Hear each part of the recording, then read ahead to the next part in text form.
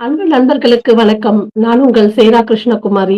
ஊர் news channel மூலமாக உங்கள் அனைவரையும் சந்திப்பதில் பெருமகிழ்ச்சி அடைகிறேன். நான் இன்று கவிதைகள் எதுவும் எடுத்து வரவில்லை. அதற்கு பதிலாக ஒரு கலை பொக்கிஷத்தை, வரலாற்று பொக்கிஷத்தை எடுத்து வந்திருக்கிறேன். ஒரு வரலாற்று நாயகன், எழுத்தாளர் ஸ்ரீமதி அவர்களுடையான ஒரு நேர்காணலை தான் நாம் இன்று என்னுடைய நிகழ்ச்சியில் காணப்போகிறோம். இவர் வந்து இதுவரை 20 நூல்கள் எழுதியிருக்கிறார். அதுல வந்து 15 வரலாற்று நாவல்கள் மற்றும் சமூக நாவல், கிரைம் நாவல், கவிதை என்று எழுதியிருக்கிறாங்க. இந்த 20வது நூலாக திருவரங்கன் திருவிழி என்ற நாவல் வந்து சென்னை புத்தக கண்காட்சியில் ஜனவரி 8ஆம் தேதி வெளியாக இருக்கிறது. அவருக்கு வந்து நம்ம அனைவரின் சார்பாக வாழ்த்துக்களை தெரிவித்துக் கொள்ளலாம். இவருடைய முதல் நாவல் 2020ஆம் ஆண்டு வெளியானது. இந்த ஒரு 5, 6 வருடங்களில் குறுகிய காலத்தில் 20 நூல்களை வந்து வெளியிட்டிருக்காரு. இது ஒரு மிகப்பெரிய இமாலய சாதனை என்றுதான் சொல்ல வேண்டும். இவர் வந்து ஒரு விவசாய குடும்பத்தில் பிறந்த இவர், எந்த ஒரு கலை, இலக்கியம் பின்னணி இல்லாத குடும்பத்திலிருந்து வந்த இவர், வரலாற்று எழுத்தாளராக மாறியது எப்படி? சிறு வயதிலிருந்தே நாடகம், கவிதை, பேச்சு என திறமைகள் இருந்தாலும், வரலாற்று நாவல் எழுத வேண்டும் என்ற எண்ணம் வந்தது எப்படி? இதை பற்றி நம்முடைய ஊர் நியூஸ் நேயர்களுக்கு நீங்க கொஞ்சம் சொல்ல வேண்டும் ஐயா. சொல்லுங்க ஐயா. அத பத்தி கொஞ்சம் சொல்லுங்க. மிகப்பெரிய வரவேற்பு. கிருஷ்ணகுமாரி அவங்களுக்கு முதல்ல நன்றி. இந்த நிகழ்ச்சி எப்பயோ நம்ம பண்ண வேண்டிய நிகழ்ச்சி தள்ளி தள்ளி வந்திருக்கு. எல்லாத்துக்கும் நேரமும் காலமும் எப்படி கூடி வருமோ அதே போலதான் நான் 7ஆம் வகுப்பு படித்திலிருந்தே எழுத ஆரம்பிச்சிட்டேன். கவிதைகள், நாடகம் அப்படின்ட்டு. இதே மாதிரி எனக்கும் ஒரு காலம் சூழல் வரும்போது ஒரு கல்கியோட பொன்னியின் செல்வன் நாவல் படிக்கக்கூடிய ஒரு காலம். நம்ம ரொம்ப தாமதமா தான் படிச்சேன். ஒரு கஷ்டமான சூழ்நிலை. அந்த மாதிரி நேரத்துல எனக்கு ஏதாவது ஒரு ஆறுதல் வேணும் போது நான் இந்த பொன்னியின் செல்வன் நாவலை தேர்ந்தெடுத்து படிக்கும்போது எனக்குள்ள ஒரு ஆறுதல் கிடைச்சது. திரும்ப திரும்ப அந்த நாவலை படிச்சோம். நம்ம ஏற்கனவே எழுதிட்டு இருந்தோமே, ஏன் நிறுத்திட்டோம்? திரும்ப எழுதலாம். நம்மளும் இதே மாதிரி வரலாற்று நாவல் எழுதலாம்னு ஒரு உந்துதல் வந்தது. அப்படி தொடங்கப்பட்டது தான் என்னுடைய வரலாற்று பயணம். நன்றி, நன்றி சார். உங்களுடைய இயற்பெயர் வினோத்குமார். ஆனா நீங்க நாவல் எழுதுறது ஸ்ரீமதி என்ற பெயரில். இது வந்து உங்களுடைய மனைவியின் பெயர் என்று நாங்கள் நினைக்கிறோம். எதற்காக இந்த புனை பெயரில் நீங்கள் வந்து க உங்களுடைய நாவல்களை எழுதுகிறீங்க? புகழ்பெற்ற எழுத்தாளர்கள் எல்லாம் பெண் பெயர்கள் அவர்களுடைய மனைவி பெயர்கள் வைத்துக் கொள்வதாலா? இல்லை வேற ஏதாவது காரணங்கள் இருக்கிறதா? உண்மையே சொல்லணும்னா, எனக்கு இந்த சுஜாதாலாம் நீங்க இப்ப தெரியும் எனக்கு. அவருடைய மனைவி பேர் வச்சா. சுஜாதான்னு உண்மையாவே அவர் பேர் தான் நெனச்சுட்டு இருந்தேன். அவ்வளவுதான் எனக்கு அந்த அளவுக்கு தான் தெரியும். எழுத்தாளர்கள பற்றிலாம் இன்னைக்கு கூட கேட்டீங்கன்னா, பல எழுத்தாளரோட பின்புலம்லாம் எனக்கு தெரியாது. ஆராய்ச்சி பண்ணது கிடையாது. இது சொன்னா ரொம்ப தன்னடக்கம் இருக்க மாரி இருக்கும். உண்மையிலே நான் வந்து எழுத ஆரம்பிக்கும் பொழுது எப்பொழுதுமே நான் எந்த வேலைய தொடங்குனாலும், நிச்சயமா கடின முயற்சியா நான் வந்து ஏதாவது ஒரு கட்டத்துக்கு நான் போயிடுவேன். இல்ல போகறதுக்கான வேலைய செய்வேன்ற நம்பிக்கை இருந்தது. அப்படி செய்யும்போது எனக்கு தலைக்கணம் எப்பயும் வரக்கூடாது. அப்படி வந்துச்சுன்னா, அந்த எந்த செயலுமே வந்து திரும்பவும் நம்ம எவ்வளோ உயரத்துக்கு போனாலும் கீழ வந்துரும்ன்ற நம்பிக்கை எனக்கு இன்னைக்கு வரைக்கும் இருக்கு. அப்ப என்ன நெனச்சேன்னா, நான் ஒரு அலுவலக பணியில இருக்கேன். அங்க என்னுடைய பேர் நீங்க சொன்ன மாரி இயற்பை வினோத்குமார்ன்னு கூப்பிடுறாங்க. அந்த இடத்துல நான் வேலை செய்றேன். சம்பளம் குடுக்குறாங்க. முடிஞ்சிடுது. என்ன வேலை செஞ்சாலும் அந்த சம்பளத்துக்கு வேலை செய்றேன்னு நெனைச்சுப்பேன். அது எவ்வளோ நல்ல வேலை செஞ்சாலும் சரி.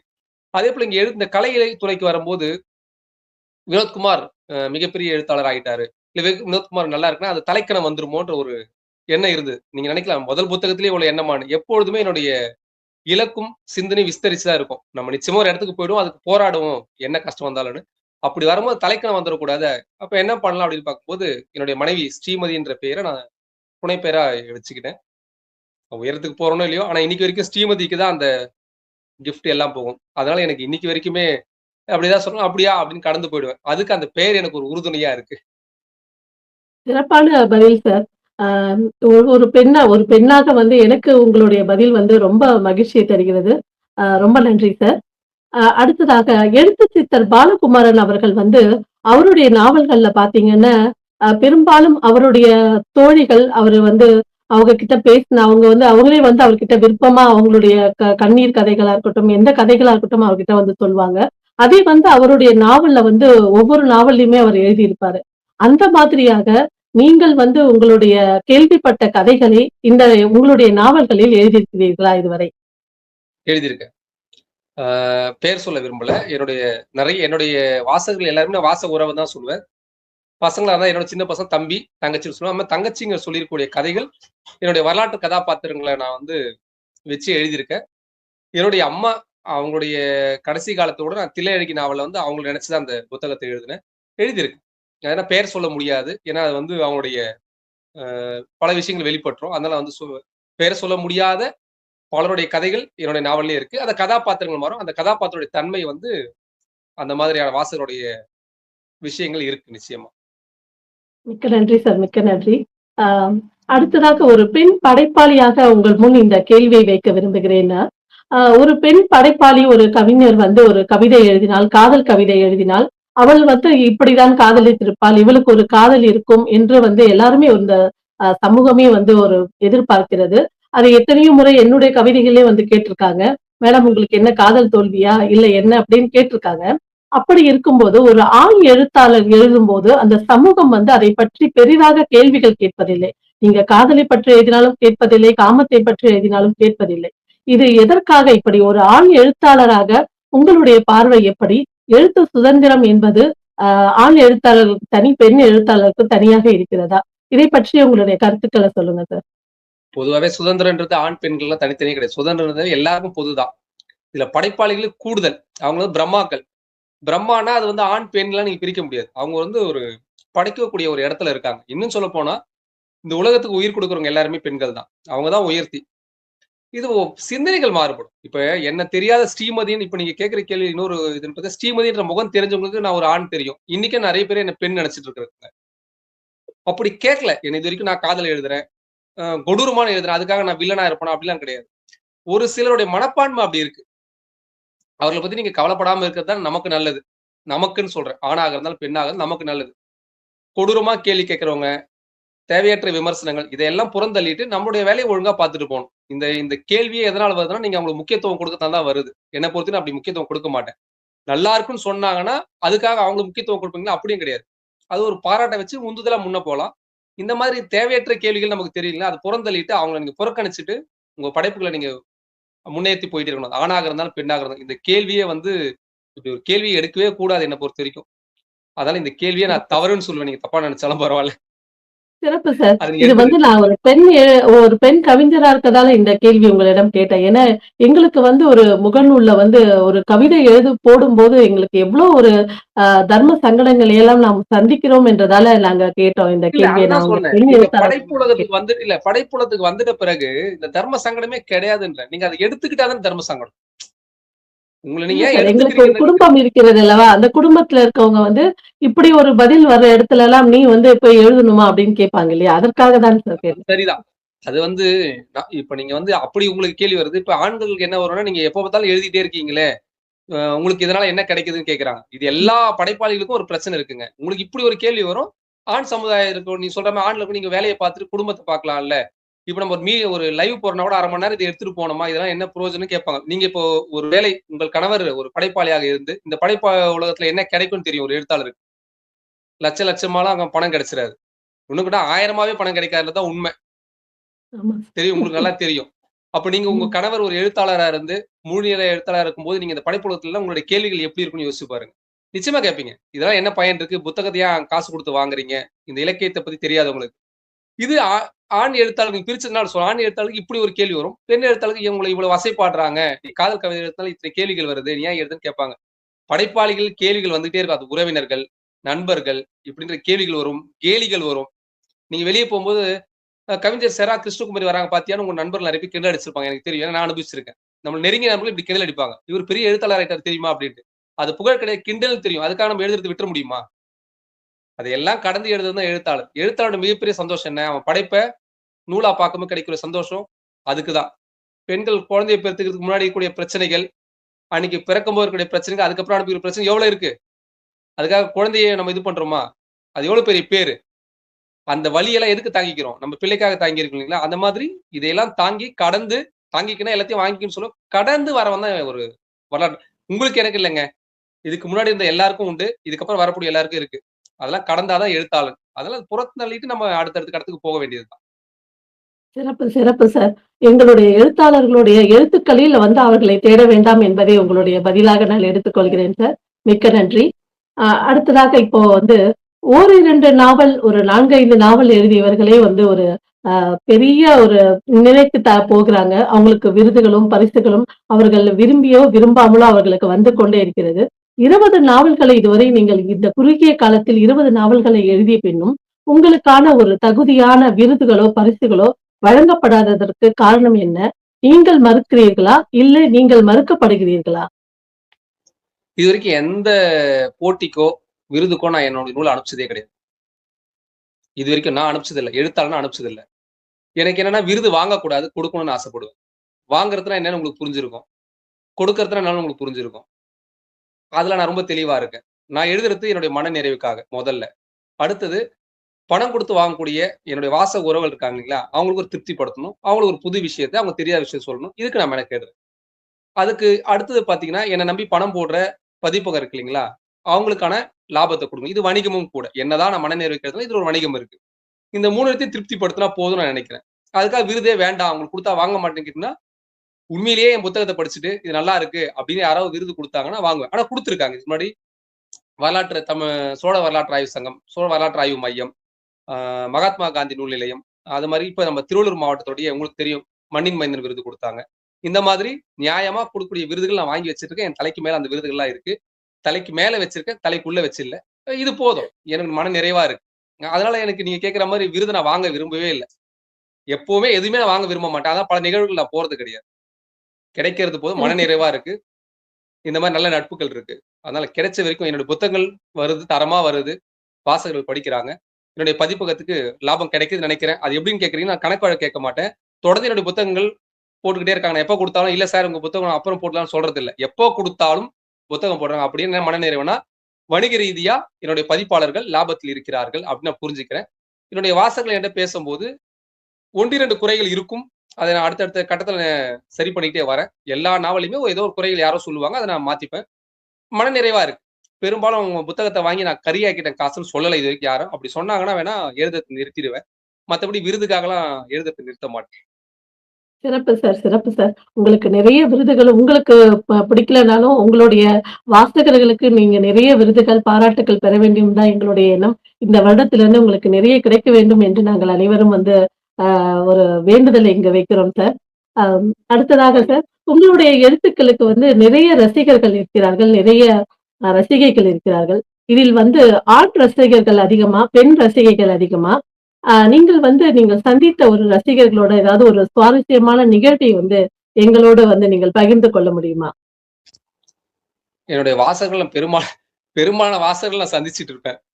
நான் எந்த ஊருக்கு போனாலும், நான் வாசகர்கள் என்ன சந்திக்கணும்னு நினைக்கிறாங்களோ, நான் போய் அவங்கள பார்த்துருவேன். ஏன்னா எனக்காக அவங்க கஷ்டப்பட்டு சம்பாதிக்கக்கூடிய பணத்த எடுத்து, நான் யாருன்னே தெரியாம என்னோட நூல் வாங்குறாங்கன்னும்போது, நான் ஒரு உதாரணத்துக்கு சேலம் போறேன்னா, அந்த சேலத்துல இருக்கிற யாராவது என்னுடைய கான்டாக்ட்ஸ்ல இருக்கும்போது எடுத்து பேசி அவங்கள போய் நேரடியாவே பார்த்துறது உண்டு. நெறைய பேர் இருக்காங்க. நான் எல்லாரையுமே நேர்ல பார்த்திருப்பேன். எல்லாருமே ஒரு புதுவிதமான மனிதர்களா இருப்பாங்க. நான் இப்போ ஒரு சமீபத்தில விவேகானந்தர் ஒருத்தர போட்டிருந்தேன். முதல்ல என்னை இடிச்சு தள்ளிட்டு போய் என்னோட புத்தகத்த எடுத்து என்கிட்டயே அறிமுகப்படுத்தினாரு. ஆமா. பரஞ்சோதி பிரவீன்னு ஒரு தம்பி இருக்காரு. ராகவன் இருக்காரு. அவங்க எப்ப போனாலும் கும்பகோணத்துல போனாலும் இன்னைக்கும் எனக்கு வந்து ராகவன் வீடு தான் அடைக்கலம். இளவரசின்னு ஒரு தங்கச்சி இருக்காங்க. அவங்க வீட்லயும் அப்படிதான்.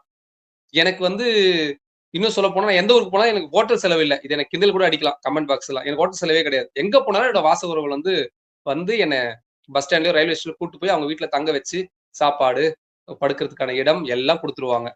இத விட வேற என்ன வேணும் சொல்லுங்க? ஒவ்வொருத்தரோட பல கதைகள் இருக்கு. அதுக்கு இந்த இன்டர்வியூலாம் பத்தாது. அதுக்கு தனியான ஒரு புத்தகமே எழுதணும். அவ்ளோ இருக்கு. மன நிறைவா இருக்கு. இது வந்து உறவுகள் அதனால வாசக உறவுகள் நான் இன்னைக்கும் சொல்லிட்டு இருக்கேன். இது வந்து எல்லாத்தையும் கடந்தது. இந்த எழுத்து குடுத்தது வந்து நீங்க சொன்னீங்கல்ல விருது இதெல்லாம் ஒண்ணுமே கிடையாது. உண்மையான எழுத்தாளர்களுக்கும் அந்த மனசாட்சியோட நீங்க பார்த்தீங்கன்னா, எவ்ளோ சொந்தங்கள் யாருக்கு கிடைக்கும்? சொல்லுங்க. ஒவ்வொருத்தரும் ஒவ்வொரு குறிஞ்சி மலர்கள் மாரி. அதனால நெறைய கதைகள் இருக்கு. அதுக்கு தனியா ஒரு இன்டர்வியூ வச்சுக்கலாம். Okay sir. சிறப்பு சார். உங்களுக்கு வந்து வாசகர்கள் கூட்டம் என்பது எவ்வளோ பெரிய கூட்டம் என்பது எனக்கு தெரியும். இதில் வந்து ஆண், பெண் ரசிகர்களை விட வயதானவர்கள் எங்க அம்மா போல வயதானவர்களுடைய ரசிகைகள் கூட்டமும் உங்களுக்கு அதிகம் என்பதை வந்து இந்த நேரத்தில நான் தெரிவித்துக் கொள்கிறேன். மிக்க நன்றி சார். வரலாற்று நாவல் எழுதுவது என்பது வந்து கத்தி மேல நடக்கிற மாரின்னு எல்லாருக்குமே தெரியும். ஒரு சிறிய தவறு கூட அந்த வரலாற்றையே மாற்றிவிடும் அப்படின்னு. இப்போ நீங்க எழுதும்போது, இத வந்து எப்படி ஒரு கவனமா கையாள்றீங்க? அதாவது உங்களுடைய நாவலை படித்த ஒரு வாசகியாக நான் எப்படி பார்த்தேன்னா, நீங்க அந்த வரலாற்று நாவல் அந்த டைம் மிஷின் வச்சு அப்படியே அது முன்னாடி போயிட்டு, அது அவங்க உபயோகித்த ஒரு பொருட்கள், அந்த மலர்கள் கூட ஈவன் நீங்க வந்து ஒரு மருதம் இத பத்தி எழுதுனீங்கன்னா, அந்த மருதத்துல என்ன பூக்கள் விளையுமோ, அதை வந்து அவள் சூடிக் கொண்டிருந்தது போல கூட எழுதியிருப்பீங்க. அப்படி வந்து ஒரு அ வார்த்தைகள், அந்த பயன்பட்ட பொருட்கள் எல்லாத்தையுமே வந்து நீங்க குறிப்பிடும்போது, எவ்வளவு வந்து கவனமாக இதுல வந்து நீங்க செயல்படுறீங்க? உங்களுக்கு எப்படி இது சாத்தியமாகிறது சார்? இல்ல அடிப்படை விதிதான். இது இந்த நாவல் எழுதுறதுக்கு ஒரு விதி கிடையாது. ஆனா சில விதிகள் நான் வச்சுப்பேன். நீங்க எத பத்தி எழுத போறீங்க முதல்ல? எந்த கரு? எந்த இடம்? இப்போ ஒருவேள கடல பத்தி எழுதுனா நெய்தல் நிலம். அப்போ நெய்தல் நிலத்த சார்ந்து இருக்கக்கூடிய பூவ தான் நான் பயன்படுத்துவேன். அங்க இருக்கக்கூடிய பொருட்கள் என்னென்ன? இதுன்றது நம்ம படிச்சிருக்கோம். சிறு வயசுலயே படிச்சிருக்கோம். குறிஞ்சி, நெல்லை, மருதம், முல்லை, பாலை அப்படின்னு படிச்சிருக்கோம். நெய்தல்னு சொல்லிட்டு. அப்ப அதுல என்னென்ன திணைப்பொருட்கள் நமக்கு தெரியும். அதுல இருக்கக்கூடிய விஷயங்கள முடிஞ்ச அளவுக்கு பயன்படுத்தும். சில இடங்கள் தேவைக்கு வரும். இடங்கள் மாறும்பொழுது. அப்படிதான் நீங்க சொன்ன வரலாற்று நாவல்ல கத்தி மேல நடக்க மாரி தான் பொதுவா வரலாற்று தகவல முடிஞ்ச வரைக்கும் சரியான சரி பார்த்துக்கிட்டு, அதுக்காக கொஞ்சம் மெனக்கெடல் ஜாஸ்தி இருக்கும். முன்னாடியே எடுத்து வச்சுக்கிறது, அதனுடைய சரியான தரவுகளை பார்க்கிறது, அதை சார்ந்த மனிதர்களிடம் பேசி அது சரியானது கேட்டுக்கிறது. 1, 2 பேரோட கலந்துரையாடல். இப்படி நெறைய விஷயங்கள் எடுத்து, அது அப்புறம் ஒரு பிரிண்ட் அவுட்டா எடுத்து, அது ஒரு புக்கா போடுறது. அதுலருந்து திருப்பி ஒரு இப்படின்னு ஒரு முன்னாடி இருக்கக்கூடிய வேலைகள் நெறைய இருக்கும். அந்த பணிகள் இருக்கும். அதனால வந்து இதுவரைக்கும் எப்படியோ தப்பிச்சு, எந்த கேள்விக்கும் இல்லாமல் பயணிச்சுட்டு இருக்கு. இப்ப நீங்க சொன்னது பிறகு நெறைய பேர் எடுத்து தேடுவாங்கன்னு நெனைக்கிறேன். ஏதாவது தப்பு இருக்கு இவரு அடுத்த வாட்டி கேள்வி கேட்கணும்னு சொல்லிட்டு, அதுக்காக நீங்க ஒரு நல்ல விஷயத்த எனக்காக செஞ்சிருக்கீங்க. இனிமேல் பார்ப்போம். எத்தனை பிரச்சனைகள் வந்தாலும், அதுக்கு நம்ம பதில் சொல்லக்கூடிய இடத்துல இருக்கோம். முடிஞ்ச வரைக்கும் இது என்னன்னா, வரலாற்றுல ஒரு சிக்கலும் இருக்கு. அதே டைம்ல நமக்கு ஒரு பெனிஃபிட் என்னன்னு கேட்டீங்கன்னா, எல்லாத்துக்கும் தகவல் இருக்காது. பல இடங்கள் தகவல் இல்லாத இடங்கள் தான் இருக்கு.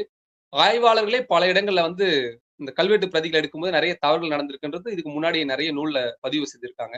அதனால மாறிக்கிட்டே இருக்கும். நம்ம தரவுகள வச்சு தான் நம்ம வந்து வரலாற்று ஆய்வு நூல் எழுதல. வரலாற்று கற்பனையான நாவல் தான். புனைவு தான் எழுதுறோம்.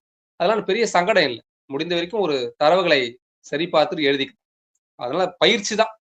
பயிற்சின்னு தொடர்ந்து எழுதணும். எழுதினா உங்களுக்கு, எனக்கு எல்லாருக்கும் சாத்தியம். இது பெரிய விஷயம்லாம் ஒண்ணும் கிடையாது. அதாவது சார் இப்போ ஒரு ஊரை பற்றி எழுத வேண்டும் என்றால் திருநெல்வேலின்னா, அந்த வட்டார வழக்க பத்தி அப்படியே எழுதிடலாம். ஆனா நீங்க வந்து அந்த வரலாற்று அந்த ஒரு ஒரு 15 நூற்றாண்டுகளுக்கு முன்னாடி ஒரு நூல் அப்படின்னும்போது, அவங்க எப்படி வந்து அந்த எழுத்து அதாவது பேசும்போது உரைநடை எப்படி உபயோகிச்சிருப்பாங்கன்றதையும், நீங்க வந்து அவ்வளவு அழகா எழுதியிருப்பீங்க. அதுதான் நான் வந்து பார்த்து வியந்த முதல் இது எப்படின்னா, எப்படி வந்து இந்த வார்த்தைகள் எல்லாம் நீங்க எழுதியிருக்கிற நூல்கள்ல பார்த்தீங்கன்னா, அவங்க அந்த சங்க கால பெயர்கள், சங்க கால வார்த்தைகள் எல்லாம் யூஸ் பண்ணியிருப்பீங்க. எப்படி வந்து உங்களால வந்து இவ்ளோ அழகாக எழுத முடிந்தது? அதாவது இப்ப நம்ம கலோக்கியலா பேசுற மாரி இல்லாம, இல்ல வேற வட்டார வழக்கு இல்லாம, அந்த வரலாற்று நாவலுக்கே உரித்தான ஒரு எழுத்து நடை இருக்குல்ல சார். அது வந்து உங்ககிட்ட நான் ரொம்ப பார்த்து வியந்தது சார். உங்களுடைய நாவலுக்கு வந்து இது ஒரு தனி சிறப்புன்னே சொல்லலாம் சார். உங்களுடைய வெற்றிக்கு இல்ல, காரணமாவும் நான் இத நெனைக்கிறேன். இல்ல. அது என்னன்னா, எல்லாம் நம்ம முன்னாடி இருக்கவங்க செஞ்சது தான். நான் புதுசா எதுவும் செஞ்சிடல. நீங்க சொன்ன மாரி சங்க இலக்கியத்திலிருந்து களவாடுறோம். எனக்கு முன்னாடி எழுதின பல வரலாற்று நாவல் ஆசிரியர்கள் நூல் படிச்சிருக்கோம். அங்கருந்து வந்து எழுத்துக்கள எடுத்துக்கிறோம். நம்ம பயன்படுத்திக்கிறோம். அவ்வளவுதான். நீங்க ஒண்ணு பாருங்க, 15ஆம் நூற்றாண்டுல எப்படி பேசியிருப்பாங்கன்னு யாருக்காவது தெரியுமா? இன்னைக்கு நம்ம 2 பேரும் லைவ் பண்றோம், ரெக்கார்ட் பண்ணியிருப்பாங்க. ஒரு 3000 ஆண்டுல பார்க்க 2500ல பார்க்கும்போது இப்படி ஒரு மொழி இருந்தது. இப்படி பேசிக்கிறாங்கன்னு இருக்கும். 15ஆம் நூற்றாண்டுல யாருக்கு தெரியும்? நம்ம எழுதுறது தான் எழுத்து. அது இன்னைக்கு இருக்கிற வட்டார வழக்குல இருந்து நம்ம கொஞ்சம் மாத்தி எழுதும்போது, இது புதுசா இருக்கு. முடிந்த வரைக்கும் நமக்கு முன்னாடி என்னெல்லாம் பண்ணாங்கன்றத ரெஃபரன்ஸ் இருக்கும். அத வச்சு நியாயப்படுத்திக்கிறோம். நம்ம சங்க இலக்கியம் நமக்கு நம்ம மொழிக்கு மிகப்பெரிய பிளஸ்ன்னு கேட்டீங்கன்னா, சங்க இலக்கியம் இருக்கு. அங்க இருக்கிற சொல்லாடல் இருக்கு. இன்னொரு மிகப்பெரிய உங்களுக்கு கூடுதல் பலம் என்னன்னு கேட்டீங்கன்னா, தமிழ் மட்டும் தான் 2000 ஆண்டுகளுக்கு பின்னாலும் இன்னும் பல வார்த்தைகள் உயிரோட இருக்கும். புது வார்த்தைகள் கலந்திருந்தா கூட நம்ம பழைய வார்த்தைகள் இன்னும் நம்ம பயன்படுத்திட்டே இருக்கோம். அதுல பெரிய சிக்கல் கிடையாது. நம்ம மொழிக்குள்ள நீங்க வரலாற்றை எழுதலாம் எளிமையா. பெரிய சிக்கல் கிடையாது. கொஞ்சம் நம்ம இலக்கியங்கள படிச்சுட்டா போதும். அதெல்லாம் இதுல வந்து நான்லாம் எதுவும் இல்ல. என்னோட பெரிய பெரிய ஜாம்பவான்லாம் நல்லா பண்ணிட்டு இருக்காங்க. நம்மலாம் ரொம்ப மடு மாரி. அதனால இது ஒரு பெரிய விஷயமா நினைக்காதீங்க. எல்லாரும் பண்ணலாம். நன்றி சார். நமக்கு நெறைய நன்றி இருக்கு. Sir. Okay sir, okay sir. நன்றி சார். அ வரலாறு நாவல் என்றாலே வந்து ஒரு சுணக்கம் இருக்கிறது, ஒரு சோர்வு இருக்கிறது. நார்மலா படிக்கிற நாவல்களை விட, வரலாறு நாவல் என்றாலே அதுவும் குறிப்பாக ஒரு இளைஞர்கள் மத்தியில வந்து ஒரு சுணக்கம் இருக்கிறது. இப்படி இருக்க அவங்க வந்து ஏஐல போயிட்டாங்க. த்ரில்லர், கிரைம் அப்படி போற ஒரு இதுல, நீங்க இந்த வரலாற்று நாவலை வந்து எழுதிட்டு இருக்கீங்க. ஸோ வந்து இளைஞர்களுக்கு அதை எடுத்து போகும் விதமாக நீங்கள் எப்படி அத வந்து செயல்படுறீங்க சார்? அதற்கு நீங்கள் ஏதாவது வழிமுறைகள் ஏதாவது வைத்திருக்கிறீர்களா? இத போய் ஒரு இளைஞர்களை எல்லாம் சேர வேண்டும். இந்த வரலாறு அப்படின்னு சொல்லிட்டு, அதற்கு ஏதாவது வழிமுறைகளை பின்பற்றுகிறீர்களா சார்? ரொம்ப எளிமைங்க. எந்த ஒரு விஷயத்தையுமே ஒண்ணு தெரியாத ஒரு விஷயத்த நீங்க சொல்லிட்டீங்கன்னு வச்சுக்கங்களேன், அது ஆர்வமா படிச்சுருவாங்க.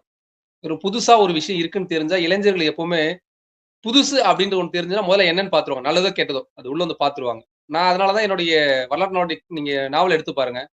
சோழம் இருந்தா கூட, அதுல வந்து சோழம் எல்லாரும் எழுதுவாங்க. சோழத்துல பாத்தீங்கன்னா, யாரும் தொடாத இடத்த போய் தேடுவேன். கொஞ்சம் சிரமமா இருக்கும். இப்ப கடாரம் கொண்ட சோழன் நாவல் எடுத்தீங்கன்னா, நெறைய கடாரத்த பத்தி எழுதிட்டாங்க. எல்லாரும் என்னன்னா, ஒண்ணு சோழம், இல்லன்னா கடாரம் போர். இதான் எழுதுவாங்க. நான் என்ன பண்ணேன், 2 என்ன பாத்துக்கிட்டு என்ன இருந்தது? சோழத்துல இருந்து கடாரம் போன கடற்பயணத்த எடுத்தேன். இப்ப எல்லாரும் ஆர்வமா கடற்பயணத்துல என்ன இருக்கும்? கடற்பயணத்துல என்னலாம் சொல்லியிருப்பார்ன்னு வந்தாங்க. எடுக்கக்கூடிய களம் மட்டும் நீங்க வந்து ஒரு வித்தியாசமா, புதுமையா எடுத்து வச்சுக்கங்களேன். வித்தியாசம்ன்றது வார்த்தையில இருக்கக்கூடாது. உண்மையிலே களத்துல இருக்கணும். கதையில கருல இருக்கணும். இப்ப நம்ம திருவரங்கன் திருவடி நாவல் வருது அடுத்தது. ஸ்ரீரங்கத்த பத்தி இதுக்கு முன்னாடி திருவரங்குள்ளான ஒரு பெரிய வரலாற்று நாவல் வந்திருக்கு. அது 13ஆம் நூற்றாண்டு நடந்த கதை. இப்ப நானும் திருப்பி திருவரங்கத்த எடுக்கும்போது, நான் என்ன புதுசா பண்ணியிருக்கேன்? அப்படின்னு கேட்டீங்கன்னா, ஒரு 17ஆம் நூற்றாண்டு, 18ஆம் நூற்றாண்டு நடந்த ஒரு வரலாற்று நிகழ்வுன்னு சொல்லக்கூடிய வாய்மொழி வரலாற்று எடுத்திருக்கேன். இப்ப இது என்ன வாய்மொழி வரலாறுன்னு எல்லாம் பார்க்க வருவாங்க. அது மாரி நீங்க கரு தான் முக்கியம். நீங்க எல்லாரும் படிப்பாங்க. எந்த புத்தகத்தையும் நீங்க சொல்ற மாரி இளைஞர்கள்லாம் அப்படிலாம் கிடையாது. நல்ல விஷயம் குடுத்துட்டீங்கன்னா, அது புதுசா இருக்கு, ரொம்ப வித்தியாசமா இருக்குன்னா, இன்னைக்கு படிக்கிறதுக்கு ஆள் இருக்காங்க. நான் வந்து இதெல்லாம் படிக்கல. எல்லா டெக்னாலஜி வந்துட்டு தான் இருக்கு. இன்னைக்கும் அம்மாவ அம்மான்னு கூப்பிடுற இளைஞர் கூட்டம் இங்க இருக்கு. மம்மின்னு கூப்பிடுற இளைஞர் கூட்டமும் இருக்கு. அதனால வரலாற்று நாவல் படிக்கக்கூடிய கூட்டம் இருக்கு. Okay sir. சிறப்பான பதில் சார். இப்போ வந்து வரலாற்று நாவலாசிரியர்கள் முன்னலாம் வந்து முன்ன விட இப்போ நிறைய பேர் வந்திருக்கிறார்கள் வரலாற்று நாவலாசிரியர்கள். இவர்கள்கிட்ட இருந்து உங்களுக்கு ஒரு போட்டி எல்லார்கிட்டயுமே ஒரு போட்டி இருக்கும். இவர்களிலிருந்து நீங்கள் வந்து நீங்க சொன்ன பதில் இதுக்கு சரியா இருக்கும்னு நெனைக்கிறேன் நானு. நீங்கள் எப்படி வந்து ஒரு மற்ற எழுத்தாளர்களிடமிருந்து வேறுபடுகிறீர்கள்? அ அத பத்தி தான் நான் கேட்கணும்னு நெனச்சேன். ஆனா நீங்க முன்னாடி சொன்ன பதிலே இதுக்கு சரியா இருக்கும்னு நெனைக்கிறேன். வேற ஏதாவது சொல்லணுமா சார் இத பத்தி? இல்ல நான் வேறுபடலாம் உங்களுக்கான இல்ல. ஒரு தனித்துவம் எப்படி நீங்க காட்டிக்கிறீங்க அப்படின்னு? இல்ல எனக்கு தனித்துவம்லாம் எனக்கு தெரிஞ்சு எதுவும் இல்ல. நான் அப்படி விலகி இருக்கிறது இல்ல. நான் எப்பவுமே எழுதும்போது இன்னைக்கு கூட வரக்கூடிய சென்னை புத்தக கண்காட்சிக்கு வந்து என்னுடைய சக எழுத்தாளர்கள் 4, 5 பேருக்கு நானே ஃபோன் பண்ணி, "நீங்க ஏன் எழுதல? சீக்கிரம் எழுதுங்க. இந்த புத்தக கண்காட்சிக்கு வரட்டும்." அப்படின்னு சொல்லிட்டு இருந்தேன். போட்டின்னு பார்த்தா நான் ஏன் அவங்கள எழுத சொல்லப் போறேன்? எழுதி வர நான் வந்து நான் வந்து சொல்லிட்டே இருப்பேன். எழுதுங்க. வருஷத்துக்கு 1 நாளாவது எழுதுங்க. என்னோட நண்பர்கள் நீங்க ஃபோன் பண்ணி கேட்கலாம். எழுதுங்க, எழுதுங்க வரணும்னு. அது போட்டியே கிடையாது. எல்லாரும் எழுதணும். அதான் அடிக்கடி சொல்லிட்டே இருப்பேன். உடல்ல வந்து ஒரு இடத்துல மட்டும் வீக்கம் இருந்தா அது வந்து சரியா இருக்குன்னு தெரியாது எனக்கு. நீங்க உடம்பு ம். ஃபுல்லா சரியான விதத்துல வளரணும். அப்பதான் அது வளர்ச்சி. அது மாரி தான் படைப்புலகம். பல நாவல்கள் வரணும். பலரும் அத படிக்கணும். அப்பதான் நம்ம நல்லா எழுதுறோமா இல்லையான்னு தெரியும். நான் மட்டும் எழுதிட்டே இருக்கேன்னா, சரி, சரின்னு சொல்லிட முடியாது. பல நாவல் படிக்கும்போது தான் இது நல்லா இருக்கா, நல்லா இல்லையான்னு நம்மளே பார்க்க முடியும். இல்லைங்களா? அது மாரி எல்லாரும் எழுதுறோம். இதுல போட்டிலாம் என்ன இருக்கு? எனக்கு என்ன போட்டி இருக்கு இதுல? எனக்கு தெரிஞ்சு பதிப்புக்கும் உங்கள நல்லா இருக்கணும். உங்களைப் போல எல்லா படி எழுத்தாளர்களும் நினைத்தா ஒண்ணுமே ப்ராப்ளம் இல்லையே சார். நினைக்கிறது அதான் அடுத்து சொன்னேனே, ஒரு பதிப்பகம் நல்லா இருக்கணுங்க. திரும்பவும் சொல்றேன். பதிப்பகம் இருக்குல்ல, அவங்க போடுற புத்தகம் எல்லாம் விக்கணும். வித்தா தான் என் புத்தகம் மட்டும் வித்தான்னு வச்சுக்கங்களேன், பதிப்பு நல்லா இருக்குன்னு சொல்ல முடியாது. இன்னைக்கு ஒரு 50 புத்தகம், 60 புத்தகம் சுவாசம் பதிப்பகம் போடுறாங்க நான் எழுதுறதுல. என் புத்தகம் மட்டும் நல்லா விக்கணும்னு நினைக்கிறேன்னு வச்சுக்கங்களேன், இந்த 500 விக்குதுன்னு வச்சுக்கங்க. இந்த 500 புத்தகத்த வித்துட்டு அடுத்த வருஷம் புத்தகம் போட முடியுமா உங்களால? எந்த 100 வித்தாலும் போதும். அந்த 50மே 100, 100 விக்கணும். அப்பதான் அந்த எண்ணிக்கை கூடும். அது 500, 1000 பெருகும்போது பதிப்புகம் நல்லா இருக்கும். அதனால பதிப்பகத்துல வர அத்தனை நூல்கள் விக்கணும். சென்னை புத்தக கண்காட்சியில அத்தனை நூலும் விக்கணும். வித்தா தான் அடுத்த வாட்டி நமக்கு வாய்ப்பு கிடைக்கும். இது சுயநலம் தான். பொது நலமே கிடையாது. சிறப்பு சார், சிறப்பு சார். அ வரலாற்று நாவல்கள் இதுவரை உங்களுடைய 20 நாவல்கள்ல 15 வந்து வரலாற்று நாவலாகவே இருக்கிறது. இது வந்து வரலாற்று நாவல் உங்கள் பலம் என்பதால் எப்போதும் நீங்கள் வரலாற்று நாவலையே தேர்ந்தெடுக்கிறீர்களா? இல்ல வந்து இதற்கு வேற கவிதை, வேற அந்த சமூக நாவல் 2 எழுதியிருக்கீங்க. அதுபோல சமூக நாவல் உங்களிடமிருந்து நிறைய நாங்கள் எதிர்பார்த்துக் கொண்டிருக்கும்போது, நீங்கள் வரலாற்று நாவலையே எழுதிக் கொண்டிருப்பது எதனால் சார்? அது உங்கள் பலம் என்று நினைப்பதாலா? உண்மையிலேயே சொல்லப்போனா என்னுடைய பலம் சமூக நாவல் தான். என்னுடைய சமூக நாவல் நீங்க படிச்சிருக்கீங்க.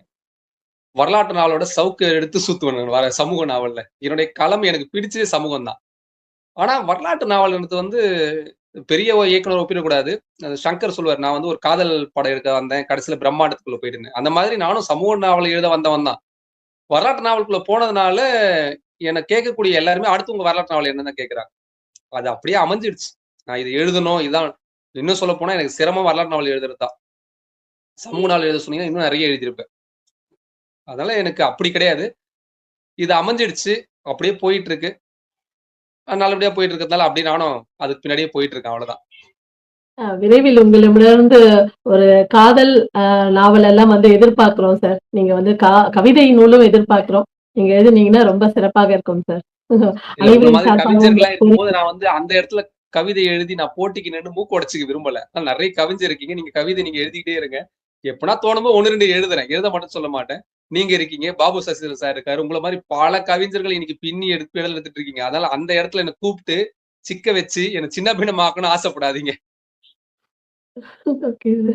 சிறப்பு சார். இது வந்து இப்போ நான் கேட்கிற ஒரு 2, 3 கேள்விகளுக்கு ஒரு வரியில் மட்டும் நீங்கள் பதில் சொல்லணும் சார். உங்களுக்கு பிடித்த வரலாற்று நாவலாசிரியர் யார் சார்? கல்கி. உங்களுக்கு கிடைக்க வேண்டிய ஒரு நீங்க இதுக்கு பதில் சொல்லிட்டீங்க. இருந்தாலும் வந்து நான் கேட்கிறேன். உங்களுக்கு கிடைக்க வேண்டிய அங்கீகாரம் கிடைக்காததை எண்ணி நீங்கள் என்றைக்காவது வருத்தப்பட்டிருக்கிறீர்களா? ஏதோ நெறைய ஒரு கிடைச்சிருக்கு. அங்கீகாரம் நம்மளுக்கு கிடைக்கல அப்படின்னு சொல்லிட்டு வருத்தப்பட்டிருக்கீங்களா? எல்லா வாசகர்களும் என் கூட பேச முடியலன்னு வருத்தம் உண்டு. அதான் என்னோட அங்கீகாரம். இலக்கிய அரசியல் பற்றி ஒரு வரியில் சொல்லுங்க சார். தெரியாது. நீங்க அதுக்குள்ளேயே போகாததால உங்களுக்கு தெரியாது. கரெக்ட்டா சார்? இல்ல அரசியல் இது தெரியும். அரசியல் அ பண்ண தெரியாது. ஓ! அப்படி அதான் சொல்றீங்களா? சொல்ல சூப்பர். விரும்புனேன். அதான் ஒரு படைப்பாளிய வந்து ஏறி மிதித்து மேலே வரும் ஒரு அ அவர பத்திய ஒரு கருத்து சொல்ல முடியுமா சார்? ஒரு படைப்பாளி வந்து நம்ம அதாவது எப்படி நினைக்கிறாங்கன்னா, நம்ம கூட இருக்கணும். நமக்கு மேல மட்டும் போகக்கூடாதுன்னு நினைக்கிறவங்க தான் நெறைய இருக்காங்க நம்மளுடைய படைப்புலகத்துல. வெளிய இருக்கிற அரசியல விட நம்ம எழுத்து அரசியல் நெறைய பெரிய அரசியலா போயிட்டு இருக்கு. இந்த இதுல நீங்க அவங்கள பற்றி எல்லாம் என்ன நினைக்கிறீங்க சார்? இந்த மாரி நடக்கிறவங்கள பத்தி நீங்க என்ன நினைக்கிறீங்க சார்? நான் ஒரு இந்த கேள்வி அப்படியே கொஞ்சம் மாத்திக்கிறேன். ஏறி மிதிச்சு போக முடியுமான்னு தெரியாது. கால வாரி விட்டுட்டு போலாம். ஏன்னா இது ஏணி கிடையாது. நம்ம பாதை தானே. கால வாரி விட்டு தான் போக முடியும். என்னோட முகநூல் பக்கத்துல பார்த்தீங்கன்னா, முதல்லயே வச்சிருப்பேன். நீங்க அடுத்தவன் காலை வாரி விட வேண்டும் என்று நினைத்தால், நீங்கள் அவன் காலடியிலே தான் கிடக்க வேண்டும். அவன் கால புடிச்சா தான் நீங்க வாரி விட முடியும். அப்ப ஆட்டோமேட்டிக்கா என்ன ஆகுது? நீங்க அவன் கால பிடிச்சிடுறீங்க.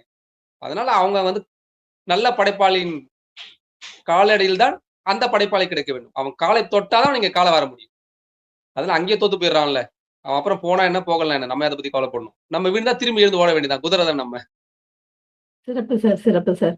ஆம், நீங்க வந்து உங்களுடைய நூலை வந்து ஒரு அறிமுக விழாவோ, இல்ல உங்க நூலுக்கான ஒரு வெற்றி விழாவோ, இல்ல நீங்கள் ஏதாவது ஒரு நூலோட விழாவிலயோ கலந்து கொள்ளாமல், நீங்க வந்து ஏன் எப்பவுமே ஒரு தனித்து உங்க வாசகர்களோடவே இருக்கணும்னு விரும்புறீங்களே தவிர, எதோடயும் வந்து நீங்க கலந்துக்காம இருக்கிறதுக்கான காரணம் என்ன சார்? இது உங்களுடைய இயல்பாக நாங்க எடுத்துக்கொள்ளணுமா சார்? நான் ரொம்ப ஜாலியான ஆளு. நான் சேர்ந்தேன்னா என்னுடைய வாசகர்களுக்கு தெரியும் எப்படி அரட்டை அடிப்பேன்னு சொல்லிட்டு. எழுத்தாளர்லாம் தெரியாது. கொஞ்ச நேரத்துல மறந்துருவாங்க. எனக்கு அந்த கூட்டத்துல போய் நீங்க சொன்ன அந்த அரசியலுக்குள்ள சிக்க விரும்பல. நான் பெரியவன், நீ பெரியவன்ற விஷயத்துல நான் சிக்க விரும்பல. இன்னொன்னு இந்த அறிமுகம்ன்றது வந்து ஒரு 10 பேர கூப்ட்டு அதுல வச்சு தான் அறிமுகம் பண்ணா தான் புத்தகம் நல்லா போகும் அப்டின்னா, அது தெரியல. நம்ம எழுதுற எழுத்துக்கு போகணும். விளம்பரம்ன்றது நம்ம வந்து முகநூல்ல நம்ம சொல்றோம் வந்திருக்குன்ட்டு. மத்தபடி இந்த அறிமுக விழா, வெற்றி விழான்றதெல்லாம் வந்து கூடுதல் விளம்பரத்தினால அது எனக்கு அது எனக்கு தேவையில்லன்னு படுது. அதனால அதுக்குள்ள நான் போறது கிடையாது. தேவையற்ற செயல செய்யறது நேர விரயம். முக்கியமா சொல்லலாம். நேர விரயத்துக்குள்ள நான் போய் சிக்க மாட்டேன். எனக்கு நெறைய இடத்துல நீங்களே எத்தனையோ இடத்துக்கு எனக்கு சொல்லியிருக்கீங்க. அங்க அந்த விழா இருக்கு, இந்த விழா இருக்குன்னு. அது உண்மையிலே சொல்ல நேர விரயம். நான் 20 புத்தகம் எழுதியிருக்க மாட்டேன். அப்படி போயிருந்தா. ஒரு 2, 3 புத்தகத்தோட நின்னு இருக்கலாம். அந்த நேர விரயத்த நான் விரும்பல. நான் எத்தன நிகழ்வுக்கு போனேன்றது தெரியுமா? நான் எத்தன புத்தகம் நீங்க இப்ப என்ன சொல்றீங்க? 20 நூல் எழுதியிருக்கேன்னு அறிமுகப்படுத்துறீங்க. 200 நிகழ்வுகள் கலந்துட்டு நேரம் அறிமுகப்படுத்திருக்கீங்களா? எது தேவைன்னு ஒண்ணு இருக்குல்ல வாழ்க்கைக்கு. ம். அத நீங்க தான் நம்ம தான் முடிவு பண்ணணும். சிறப்பு சார், சிறப்பு சார். ஆ உங்களுடைய நூல்கள் வந்து தமிழ்ல மட்டுமே எழுதிட்டு இருக்கீங்க. பிற மொழிகளில் உங்களுடைய நூலை வந்து மொழிபெயர்க்கணும் என்ற ஏதாவது திட்டம், ஏதாவது ஆசை இருக்கிறதா? ஏன்னா நிறைய வாசகர்களுக்கு உங்களுடைய வரலாற்றை எடுத்து செல்ல வேண்டும் என்பது எங்கள் அனைவருடைய விருப்பம் இது. பிற மொழிகளில் உங்கள் நூலை மொழிபெயர்க்க ஏதாவது திட்டம் இருக்கிறதா சார்? ஆசை இருக்கு. யாரும் நல்ல டிரான்ஸ்லேட்டர் கிடைச்சாங்கன்னா, நிச்சயமா பண்ணலாம். எனக்கும் நெறைய இந்த மாரி கேள்விகள் வந்துட்டு இருக்கு. சமீபத்தில கூட ஒருத்தர் சொன்னார், ஒரு பெரிய வடநாட்டு எழுத்தாளர் பேர சொல்லி, "உங்களுடைய புத்தகங்கள் அங்கலாம் வந்திருக்கலாம்" அப்படின்னு சொன்னாரு. அவரே என்ன திட்டினாரு. "நீங்க தமிழ்நாட்டுல பொறந்து உங்களுடைய சாபக்கேடுன்னு" சொன்னாரு. என்ன பண்ண முடியும்? வந்தா செய்வேன். ஏன்னா நான் முழு நேர எழுத்தாளர் கிடையாது. இதுக்கான பிரயத்னம் நான் பண்ண முடியாது. என்ன தேடி வாய்ப்பு வந்தா செய்வேன். நிச்சயமா அந்த மாரி ஆசை இருந்தா சொல்லுங்க. நிச்சயமா பண்ணலாம். கண்டிப்பாக சார். இத வந்து ஒரு இது பார்க்குறவங்க வந்து இந்த ஊர் நியூஸ் சேனல் பார்க்குற நேயர்கள் வந்து யாராலும் மொழிபெயர்ப்பாளர்கள் இருந்தா, சாரோட நூல எடுத்து மொழிபெயர்த்து போடலாம். ஆ அது வந்து நிறைய ரசிகர்கள், நிறைய இடங்களுக்கு வந்து வாசகர்களுக்கு கொண்டு செல்லும். இப்ப வந்து நம்ம தமிழ் படிக்க தெரிந்தவர்கள் மட்டுமே நம்ம வந்து இப்போ ஃபோக்கஸ் பண்ணியிருக்கோம். இது இல்லாம அடுத்த கட்ட நகர்வுக்கு நீங்க செல்லணும் என்பதுதான் எங்களுடைய அனைவரினுடைய ஆசை சார். இது சீக்கிரம் நிறைவேற வேண்டும் என்று வாழ்த்துகிறேன் சார். அ அடுத்ததாக ஊர் நியூஸ் சேனல் இப்போது நீங்க தொடங்கி இருக்கீங்க. அந்த சேனலை பற்றிய ஒரு சொல்லுங்க சார். அத பத்தி. இல்ல அந்த சேனல் தொடங்கும்போதே நான் சொல்லிட்டேன். இந்த சேனல வந்து எனக்கானதுன்னு நினைக்காதீங்க. எல்லாருக்கானது. எல்லா படைப்பாளிகளுக்குமானத நீங்க பயன்படுத்திக்கங்கன்னு நம்ம தொடர்ந்து பண்ணிட்டு இருக்கோம். பல எழுத்தாளரோட அறிமுகம் குடுக்குறோம். நூல் எழுதிக்கூட இப்ப சமீபத்தில வந்து என்னுடைய நூல்கள் அறிமுகம் குடுத்துருக்கேன். மத்த நூல்கள் அறிமுகம் குடுத்தாலும் நான் போடுறதுக்கு தயார். குடுக்கணும். நீங்க கவிதை படிக்கிறீங்க. இன்னும் சிலர் வந்து அவங்களுடைய புத்தகங்கள் அறிமுகம் நம்மளே பண்ணி வச்சிருக்கோம். இந்த தளம் என்பது வந்து நான் எப்பொழுதுமே சொல்லுவேன். நான் ஒரு தளத்தில இருந்தா, அதுல மற்றவர்கள் பயன்படுத்திக்கங்கன்னு. நான் எழுத்து உலகத்துக்கு வந்த பிறகு என்னுடைய வாசகர்கள் ஒரு 10 பேர் வந்து இதுவரைக்கும் எழுத்தாளரா உருவெடுத்திருக்காங்க. நான் வளர்க்கல, அவங்க உருவெடுத்திருக்காங்க. அதுக்கான களத்த நான் வந்து அவங்களுக்கான இது இங்க இருக்கு, வழிகாட்டுறேன் பண்ணிக்கிறாங்க. அதே மாரி தான் ஊர் நியூஸ் சேனலும். எல்லாரும் இத பயன்படுத்திட்டு அடுத்தடுத்த கட்டத்துக்கு வரணும். நெறைய வரலாற்று தகவல்கள படிக்க இந்த நூல்களை படிக்காதவங்களுக்கு இந்த தளத்தின் மூலமாக வரலாற்று தகவல்கள், நம்முடைய நூல்கள், நம்ம சக படைப்பாளருடைய அறிமுகம், அவங்களுடைய நூல்களுடைய அறிமுகம், அப்படின்னு நம்ம வரதுக்கான தளமா இத பயன்படுத்த நெனச்சுட்டு இருக்கேன். எல்லாரும் வாங்க. இது என்னுடைய என்னுடைய சேனல் கிடையாது. உங்களுடைய சேனல். நெறைய நன்றி சார். நம்ம இணைந்து பயணிப்போம். சிறப்பு சார், சிறப்பு சார். இத பார்க்குற நேயர்கள் வந்து அவங்களுடைய கருத்துக்களையும் வந்து இதுல பதிவிடலாம். கவிதை வாசிக்கலாம் வந்து, அவங்க எழுத்தாளர்கள் இருந்து அவர்களுடைய நூல்களை அறிமுகம் செய்யலாம். இப்படி ஒரு ஓப்பனா ஒரு சேனல் இருக்கிறது என்பதே வந்து ஒரு பெரிய மகிழ்ச்சியான இது. யார் வேண்டுமானாலும் எழுத்தாளர்கள், கவிஞர்கள் வந்து இந்த நிகழ்ச்சியில் கலந்து கொள்ளலாம் என்பதை இந்த ஒரு இனிய தருணத்தில் நாங்கள் தெரிவித்துக் கொள்கிறோம். இப்போ வர்ற படைப்பாளர்கள் எல்லாருமே வந்து குறுகிய நேரத்துல வந்து ஒரு வெற்றி அடையணும்னு தான் சார் நினைக்கிறாங்க. நீங்க போட்டிருக்க இந்த கடின உழைப்பு, நீங்க நூலுக்கு ஒவ்வொரு நூல் எழுதும்போதும் எவ்வளவு அந்த தரவுகள் சேகரிக்கிறீங்க, எவ்வளவு அந்த களப்பணி பண்றீங்க எல்லாத்தையும் நீங்க பார்த்தோம் நாங்க எல்லாமே. அப்படி வந்து இப்போ வர்ற இளைய தலைமுறைகள் செய்கிறார்களா என்பது தெரியல. உடனே குறுகிய காலத்துல வெற்றி அடையணும் அப்படின்னு நினைக்கிறாங்க. அதனால இளைய தலைமுறை உங்களைப் போல எழுத்தாளர்கள் வர்றவங்களுக்கு உங்களுடைய ஒரு அ அறிவுரைன்னு சொல்லலாம். இல்ல ஏதாவது நீங்க சொல்லலாம் சார். வெற்றியே நிலை கிடையாது. இந்த படைப்புலகத்துல. ஒவ்வொரு புத்தகமும் நீங்க திரும்ப திரும்ப நிரூபிச்சே ஆகணும். என்னுடைய முந்தைய புத்தகம் மிகப்பெரிய வெற்றி அப்படின்னு சொல்லி அடுத்த புத்தகத்த விக்கலாம். ஆனா அடுத்த புக்கம் சரியில்லன்னா, அதுக்கு அடுத்த புத்தகத்த வாங்க மாட்டாங்க. அவ்வளதான். அதனால வெற்றி என்பது இங்க வந்து நிரந்தரமே கிடையாது. நீங்க உங்கள வந்து மெய்ப்பிச்சுக்கிட்டே இருக்கணும். அதனால வந்து தலையில தூக்கி வச்சுக்கிட்டீங்கன்னா, இங்க நெறைய வரலாறு இருக்கு. நீங்க சொன்ன மாரி நெறைய பேர் அந்த மாரி இருந்தாங்க. இப்ப எங்க இருக்காங்கன்னு தெரியல. நான் சொல்லணும்னா, என்னை விட சிறந்த படைப்பாளிகள் இங்க இருக்காங்க. எப்பொழுதுமே எந்த இடத்துலயுமே நீங்க வந்து சர்வைவல் ஆகணும் அப்டின்னா, திறமைய காட்டிலும் நான் நம்புறது உங்களுக்கு ஒழுக்கம் இருக்கணும், நம்பிக்கை இருக்கணும், பொறுமை இருக்கணும். இது இருந்தா எல்லா துறையிலும் சாதிக்கலாம். இந்த நீங்க சொல்ற மாரி ஆட்டம் போடுறது வந்து நம்பிக்கை அதீதமாக மாறும்பொழுது, பொறுமையை இழக்கும் பொழுது, வெற்றின்னு நம்ம நெனச்சுக்கிட்டு கொஞ்சம் ஒழுக்கத்த விடும்பொழுது காணாமல் போயிடுவோம். சிறப்பு சார், சிறப்பு. அவ்வளதான். இவ்வளோ நேரம் வந்து நான் உங்கள கேட்ட கேள்விகளுக்கெல்லாம் நிதானமாகவும், பொறுமையாகவும் வந்து எங்களுக்கு எல்லாம் நீங்க பதில் அளித்தீங்க. நம்ம ஊர் நியூஸ் நேயர்கள் வந்து உங்கள பற்றி நிறைய தகவல்கள் வந்து இந்த நிகழ்ச்சி மூலமாக தெரிந்து கொண்டிருப்பார்கள். உங்களுக்கு வந்து இந்த வருடம் வந்து ஒரு இனிய வருடமாக அமைய வேண்டும். நீங்கள் நிறைய விருதுகள் உங்களுக்காக இல்லை என்றாலும், எங்களுக்காக நிறைய விருதுகள், பரிசுகள் பெற வேண்டும் என்பதே எங்களுடைய அனைவருடைய கோரிக்கையாகும். ஒரு அறியாத வரலாற்றை எல்லாம் உலகறிய உரைக்க வைக்கும் நீங்கள் வந்து ஒரு பெரும் வெற்றியை சந்திக்க வேண்டும் என்பதுதான் எங்களுடைய அனைவருடைய வாழ்த்துக்களும், பாராட்டுக்களையும் வந்து இதன் மூலமாக ஊர் நியூஸ் சேனல் மூலமாக நான் தெரிவித்துக் கொள்கிறேன் சார். நேயர்கள் அனைவருக்கும் இன்னொரு குறிப்பு என்னவென்றால், 49வது சென்னை புத்தக கண்காட்சியில் எழுத்தாளர் ஸ்ரீமதி அவர்களுடைய திருவரங்கன் திருவெளி நாவல் வந்து வெளியாக இருக்கிறது. அந்த சுவாசம் பதிப்பகம் மூலமாக அரங்கு எண் 536, 537ல் அவருடைய நூல்கள் அனைத்தும் கிடைக்கப்பெறும். மற்றும் அவருடைய எண் 814806 66645 8148066645 என்ற எண்ணிலும் வந்து நீங்கள் தொடர்பு கொண்டு அவருடைய நூலை பெற்றுக் கொள்ளலாம். அனைவருமே வந்து அவருடைய நூலை படித்து வந்து நம்ம வந்து உண்மையிலே வந்து இது வந்து வரலாறு என்பது நாம் தெரிந்து கொள்ள வேண்டிய ஒரு பெருமையான விடயம் நம்முடைய வரலாறு. நமக்கு முன்னாடி இருக்க தாத்தா, பாட்டிகள் ஒரு 2 தலைமுறைக்கு மேலேயே நம்மளுக்கு தெரியாது.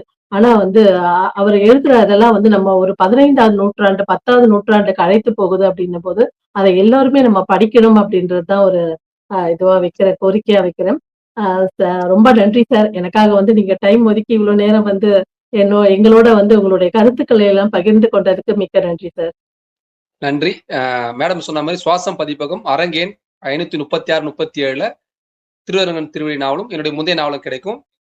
18ஆம் தேதி ஞாயிற்றுக்கிழமை மாலை 3 மணிக்கு மேல் என்னை சந்திக்கணும்னு விரும்புறவங்க நீங்க சுவாசம் பதிப்பகம் அரங்குக்கு வரலாம். அங்க நான் வந்து உங்களை சந்திக்கிறேன். முதல் வாரம் என்னால வர முடியாத சூழல். 18ஆம் தேதி நிச்சயமா வருவேன். 3 மணிலிருந்து 7 மணி வரைக்கும் சுவாசம் பதிப்பகம் அரங்கில தான் இருப்பேன். நீங்க வந்து என்னை சந்திக்கலாம். நிறைய விஷயங்கள் பேச முடியும். வர முடியாதவர்களுக்கு அடுத்து என்னன்றது வந்து என்னுடைய முகநூல்ல நான் பதிவு செய்றேன். இந்த எண்கள் மூலியமாக என்னுடைய புத்தகத்தை நீங்கள் ஆர்டர் செஞ்சீங்கன்னா, என்னுடைய கையொப்பத்தோடைய புத்தகம் வேணுன்றவங்களுக்கு கூட நானு அனுப்புறதுக்கான ஏற்பாடுகள் செஞ்சுட்டு இருக்கேன். அதையும் நம்ம நிச்சயமா பண்ணி தருவோம். சந்திப்போம். சென்னையை சுற்றி இருக்கக்கூடிய மக்கள் வாருங்கள். நம்முடைய அரங்குல சந்திச்சு பேசுவோம். இந்த அரிய தருணத்தை எப்படி இருக்குன்னு தெரியும். இந்த மாதிரி ஒரு சூழல்ல இந்த நேரலையை அழகாக செய்து கொடுத்த கிருஷ்ணகுமாரி மேடமுக்கு ரொம்ப நன்றி.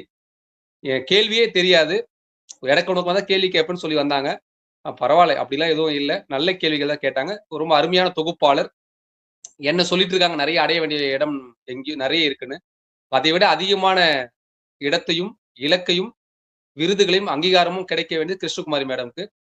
அவங்களுக்கு நிச்சயமா கிடைக்கும். அவங்க சரியான பாதையில போயிட்டு இருக்காங்க. வாழ்த்துக்கள். இனிய புத்தாண்டு வாழ்த்துக்கள். இனிய பொங்கல் வாழ்த்துக்கள்.